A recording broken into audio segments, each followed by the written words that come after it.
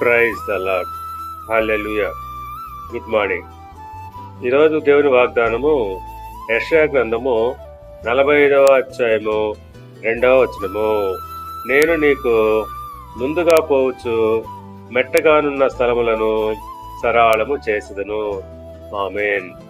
క్రీస్తునందు ప్రియులారా, దేవుని యందు విశ్వాసము నమ్మకము ఉంచినట్లయితే ఆయన మనకు ముందుగా పోవచ్చు మెట్టగానున్నటువంటి స్థలములను సరళము చేయను.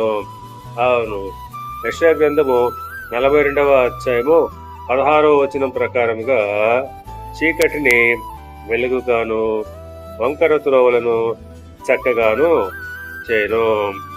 మనము చీకటిలో నడుస్తున్నప్పుడు ఆ చీకటి మనకు వెలుగుగాను, ఒకవేళ మనము వంకర త్రోవల్లో పయనిస్తున్నట్లయితే మనకు చక్కని మార్గమును ఆయన అనుగ్రహించును. కనుక ప్రియులారా, మనము మన మార్గములు యెహోవాకు అప్పగించుకున్నట్లయితే ఆయన మన మార్గములను సరళము చేయను. దేవుడు మిమ్మల్ని దీవించి ఆశీర్వదించి వర్ధిల్ల చేయును గాక. ఆమేన్.